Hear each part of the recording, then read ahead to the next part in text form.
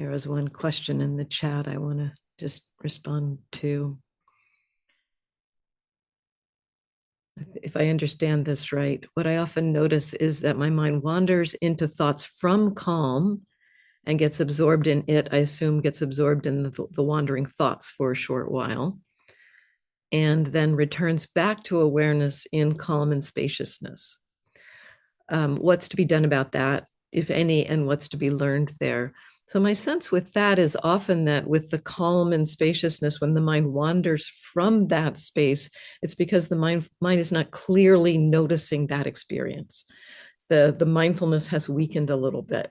And so the kind of curiosity would be, when you notice you're in that state, you might want to add just a little bit of interest, a little bit more sense of like connecting with that experience of calm itself. And when you wander, of course, you'll come back, and when you wake up, you can check it out again. You can be with the calm state again. But it just sounds like there's a little bit of it's almost like complacency with the calm, perhaps. so you might just like tune into that experience a little bit, appreciate it. What's there with that calm? I mean, even checking the attitude there can be useful, because it's kind of what else is happening with that calm? There may be all of the wholesome qualities of mind may be there, or many wholesome qualities of mind. So it may not just be calm. There may be some other things there too. So that might add a little bit of interest there.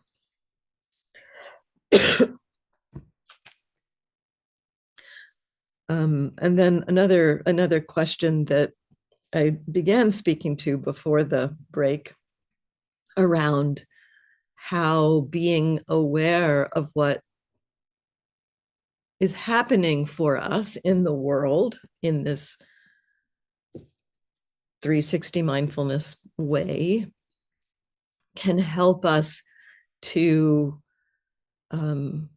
notice when we may be about ready to do something or say something that would create harm or create division. And the question, I think, the way I understand the question is, does it make sense, or it doesn't feel like it makes sense to just simply just notice this and maybe not do anything, to just be silent, or to be, to just refrain from action. But when do we shift into wise action? And I think this is an important question, and is often there's a little bit of confusion or misunderstanding perhaps around what the mindfulness practice is or how it works. So much of the time we do notice what's happening, and we do just settle back and notice it. It's not that we, it's not that we do anything with it other than just notice it. And so it feels sometimes like the practice is one of non-doing, of inaction. But the experience that happens, especially in the world, when we're taking in the entire context of the experience and noticing how our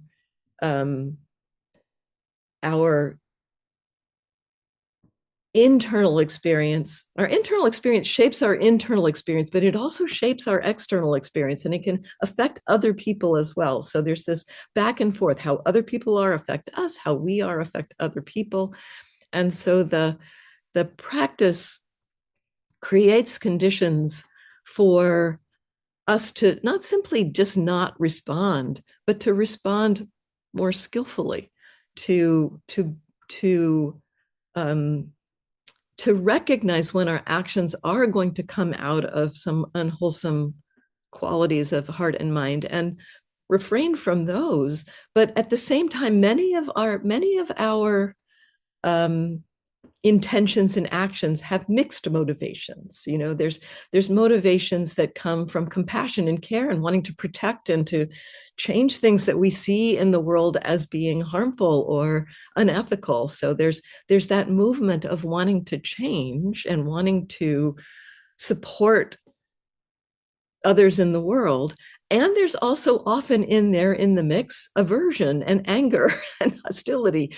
So the encouragement here is to notice the whole mess of it and to be curious about how being aware, and the question also speaks to this, is I notice for myself that simply being aware at times shifts the behavior, and that can be a primary benefit I get from the awareness. Then I'm into the territory of making choices of regrets or not, shoulds, values, etc. No simple answers. So there's choices that we can make when we clearly see what's going on inside.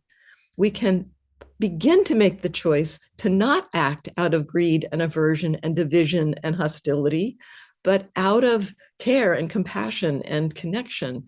And so again, that the sense of beginning to be aware of what's going to come out, we can begin to shift the words, shift the tone, shift how we're going to communicate in a way that, still it may be hard for people to hear certain things, but that we're connecting more with the intention towards kindness, with the intention towards love and care. And so the practice, in my experience, doesn't lead to inaction. It leads to the awareness of what's here and the possibility to have a more skillful response to what's happening.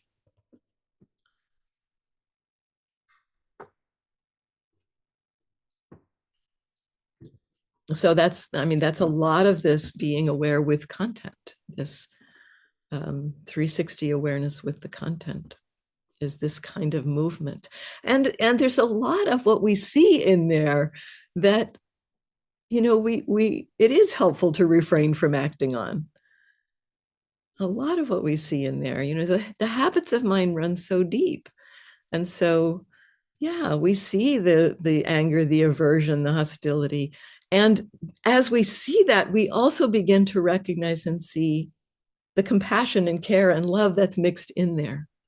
And so maybe one thing I sometimes say is notice both are there. Notice that sense of wanting to help, wanting to connect is there, and noticing the feelings of aversion and greed. Notice that they're both there. And see if you can, in making an action, land a little bit more on the side of the wholesome. Wholesome qualities of mind want to act in the world. The wholesome qualities of mind are not inaction. They tend to want to move towards connection and care in the world. So I want to take some time now to talk about working with difficulty. There's so many times that when we settle back and just receive what's here, what's obvious, that what is obvious is strong. It's strong and reactive. That essentially we could almost think about some of these movements of our heart and mind as being like waves of energy. Like almost a tsunami of reactivity can happen. And if that's happening, sometimes it feels like our mindfulness is no more than a little, trickle of water. It's completely swamped by the movement of reactivity. And so there are many, many times in practice when we open to what's here and what's happening. Now we may or may not be able to be with it. So I want to speak to a little bit about that. When do we do something other than simply settling back and meeting what's here? So the first thing I want to suggest, though, is to not just immediately assume you can't be mindful of it, because that often we tend to think, oh, something strong's happening, I should do something. And not giving yourself credit for the possibility that you actually can meet it. So the first thing to do is to check in. Can I meet this? And I'll often say, um, you know, like different ways to hold it. I talked yesterday about holding the whole mess of it, like just like, can I just know this is a big mess? It's hard, big mess.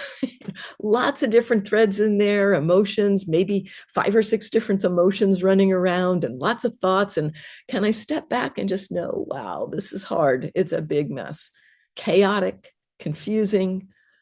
So can you step back and just kind of know the whole big mess of it with some degree of being able to know that? So again, the broadening of the attention can be really helpful with these big emotions.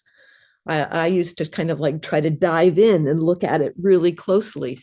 And, I learned it's much more helpful to step back and hold it with a broad sense of like care, of just like, wow, this is like how you might sit with a friend if they were going through something really hard. It's like, yeah, I'll sit here with you.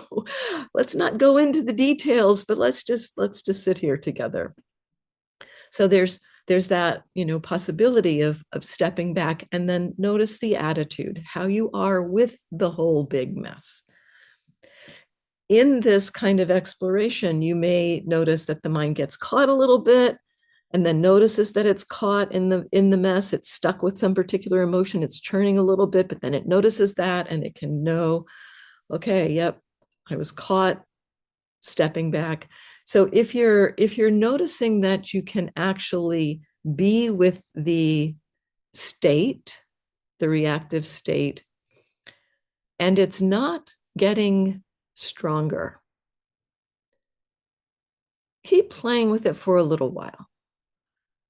I mean, you don't have to do it for a long time, but if you might notice that actually there's some space at times, you might notice with this exploration that you have more capacity to meet this reactive experience than you thought you had. And so if you have that and you notice, oh, actually there's some space with that, keep working with it in this just simple way of noticing what's obvious. I'm aware and what's obvious and noticing the attitude. But there will be times when the attempt to be aware of something, I use the phrase often, it feels like you just get pulled into the rabbit hole of it. You're just going down the slide. And it's like the very movement to try to be mindful of that experience makes us get caught by it. If that is what's happening, if the trying to be mindful of it is making it stronger, that's the time to do something different. And so this is the kind of the guidepost essentially. When do we take some action to shift the attention?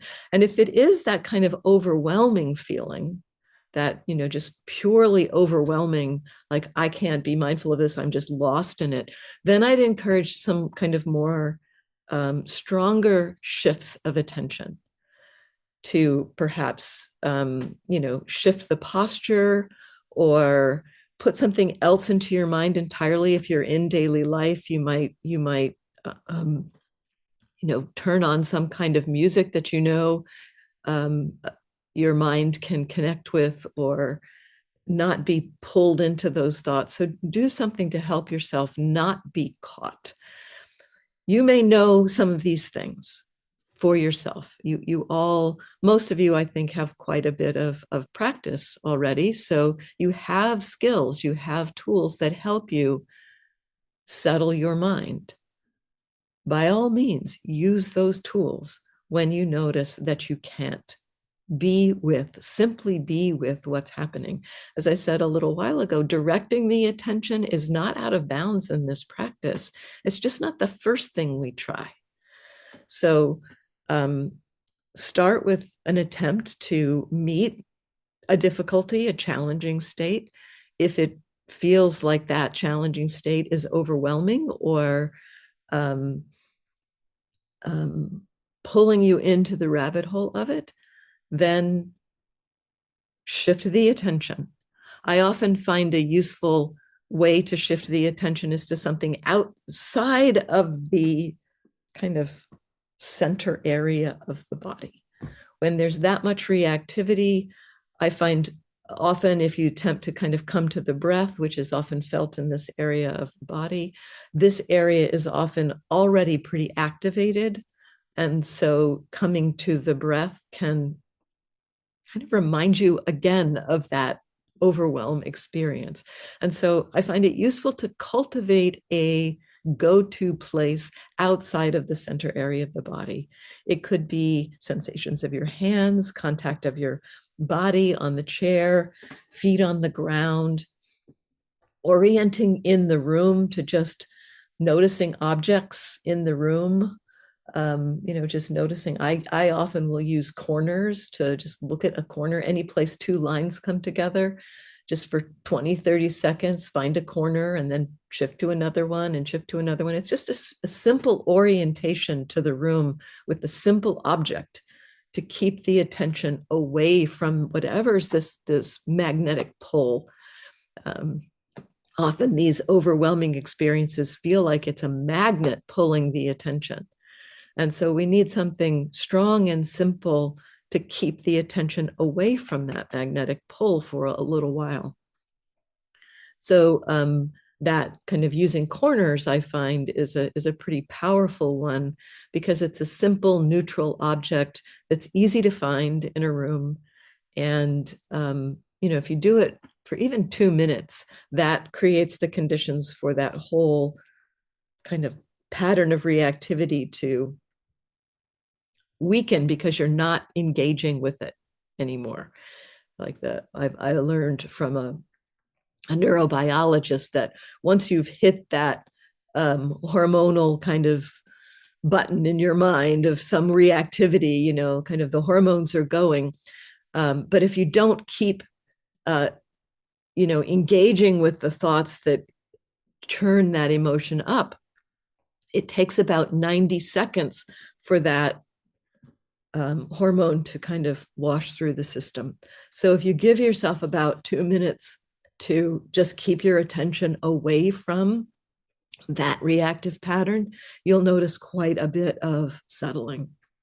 And then you can come back to some other ways of being with your experience. And then there's the whole realm in the middle where we can know there's a challenge happening, and it's kind of like we get caught by it, and then we know that we're caught. We get caught, we know that we're caught. And that's actually one of the things I found was one of the most helpful things to recognize with a challenging pattern is noticing when I was caught by it and what that felt like, because we can know we're caught. We can know the mind is kind of engaged in churning with something. So knowing when we're caught and then knowing when we're not caught by it. That's also, we can also feel that difference. Like when anger is churning, for instance, an example here, when anger is churning, we can know when we're kind of engaged, kind of like the mind starting to churn it up. So we can, okay, I'm caught by this. And then the feeling of it when it's just like, oh, this is just anger. That's all this is. It's not a problem. Huge difference between those two, and really useful to recognize that difference. So noticing the difference between when you're caught by a reactive pattern and when you're not caught. I would actually use some noting there, just using that as a simple note. Caught, not caught, caught, not caught. I did this particularly around a pattern of depression. This is when I first came up with this tool of using caught and not caught. It was a pattern of depression that was pretty pervasive. It was happening a lot. And this tool is useful in particular with patterns that seem pretty pervasive, things that seem to come up a lot, because we often will get identified with these patterns and think, they're always there. So something I began noticing around the depression, it was there a lot, And I would notice that I was caught or not caught by it, but I would also notice that sometimes it wasn't there. And that's another really important piece with some of these more pervasive patterns. Notice when it's not there. This can be harder to do because we're not so attuned to noticing what's not present. But with these more pervasive patterns, recognizing that it's not always there is one of the recognitions that helps us see that it's not who we are. It helps to poke a hole in some of the identification we have around these more pervasive patterns. Because if it's not happening, I'm here and it's not happening, it's not me, and then it arises. And again, the noticing that it's not present can then help us to see that it has an arising, that it's not there. And then, oh, here it is. So we see it's a conditioned phenomenon here. We see that something has created, something has generated it. And we can begin to see some of those conditions that lead to the arising of some of these pervasive patterns. And so around pervasive patterns, I found really simple awareness, especially when they were strong. Notice when it's there, and when it's there, whether you're caught or not caught. And notice when it's not there. So that kind of very simple three-part noticing around pervasive patterns, I found to be very, very helpful. Then, when it's happening, certain things may not have this more pervasive kind of quality. Some things may just be coming up. And there may be the possibility of just observing it. And here I suggested yesterday some exploration, some investigation, some curiosity. What's happening with it? How does it make the body feel? What's the whole experience of it? We often, I think, zero in on some particular aspect of a challenging experience, like maybe with anger, a sense of constriction in the heart or something. That's useful to notice. And there's a broader sense too of what does the whole thing feel like? Just again, the broadening of attention.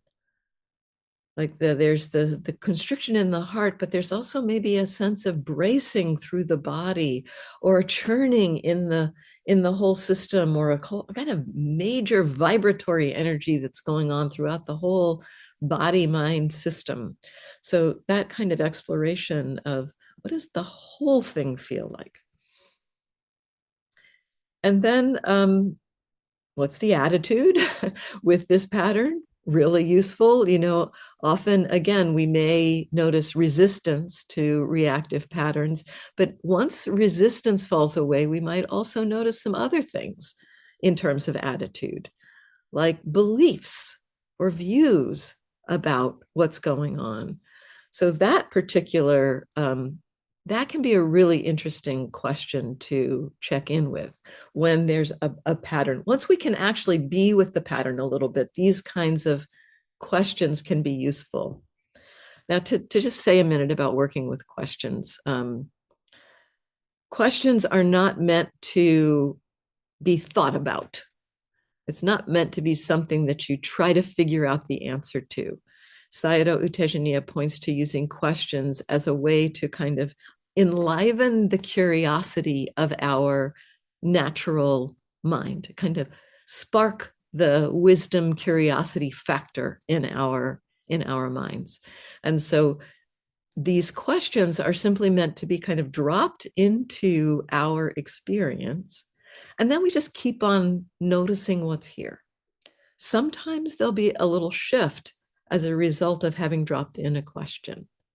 So, for instance, if you're hanging out with noticing a pattern of anger, noticing a pattern of reactivity, and you're able to kind of meet that, and you kind of can check in, okay, what's the attitude? Well, there's resistance to this anger.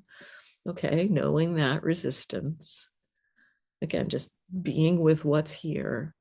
And then again, if the pattern continues, you may kind of have another question of what's being believed. This is another way into a deeper kind of attitude, perhaps, the attitudes that are shaped by views and beliefs rather than emotions. So, there may be a belief in there related to why the entire pattern is happening in the first place. So, so what's being believed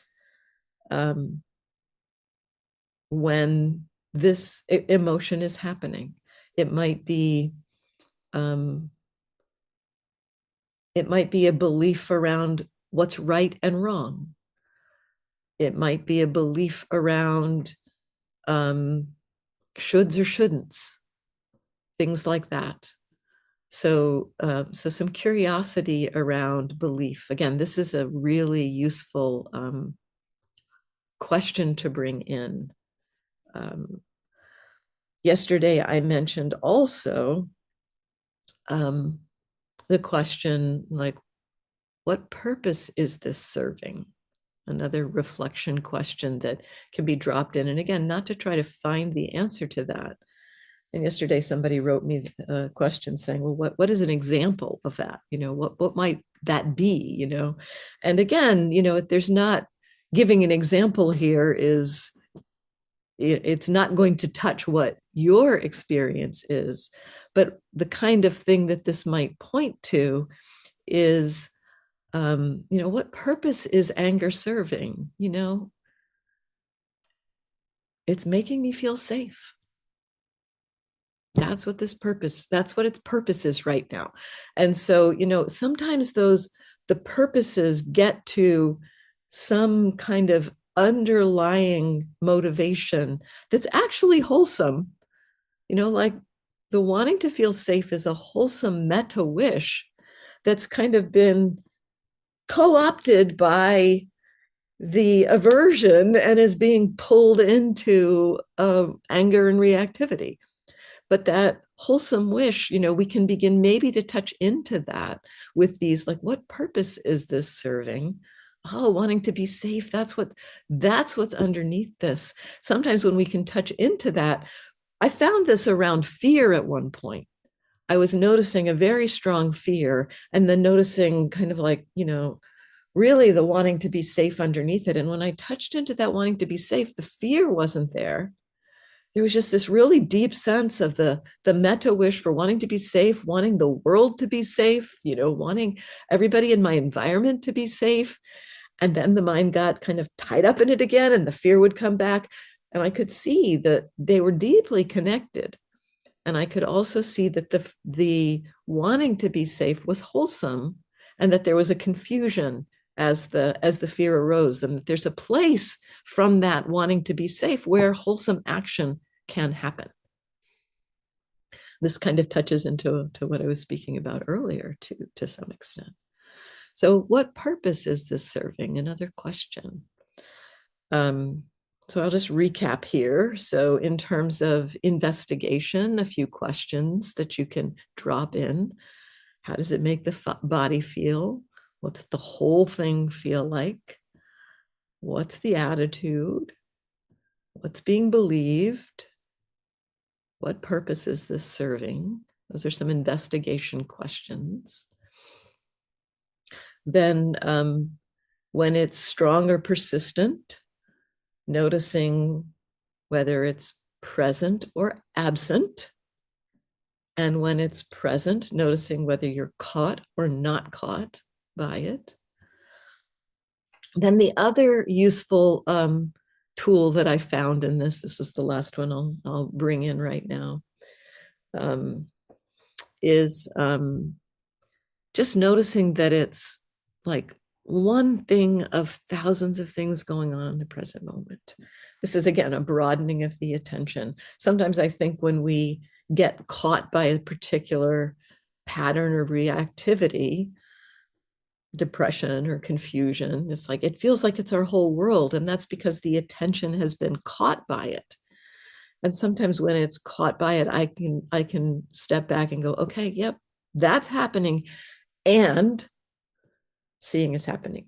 And hearing is happening. And there are other body sensations. Oh, and there's that thing again. Oh, and seeing is happening.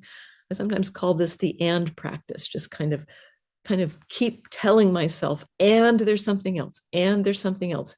The naming of other experience. And again, this is not quite in the realm of simply settling back and noticing what's here, but it's a tool that can help us to not be so like pulled into. This is a way that we might be able to not go down the rabbit hole of that particular thing, that we can notice there's other things going on right now. There's that thing happening, and there's seeing happening, and there's hearing happening. I would just rotate through the senses and not try to avoid knowing that experience, but also just reminding myself there are other things that are happening. So, Dawn, anything you wanna add? Just briefly, I'd like to quote you back to you, actually. This is from a prior retreat. I've found this technique so helpful, which is if there's a belief happening, if you've noticed the act of believing happening, to assign it a believability index. And this can be 0 to 100 or 0 to 10, 0 being absolute bunk, 100 being absolute truth. And it brings a little bit of kind of humor and distance in, and helps to remind the mind, the heart, that this is actually an activity of mind, not truth necessarily. So that's one. And then another one along the lines of the there, not there that Andrea was talking about. I have found it very helpful in that process to intentionally notice the space between. And this can be the space between episodes of depression or anger or reactivity, um, moments when it feels good to really take in that it's different than whatever the predominant reactivity is. And you can also kind of encourage this visually. Andrea was talking about looking around at corners.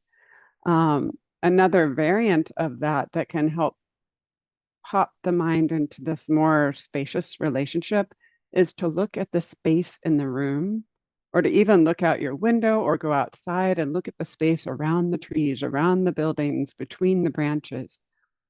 And there is something about noticing what artists call negative space, the space between even sounds, the space between thoughts, the space between objects, that begins to unhook the mind from being glued to these reactive states.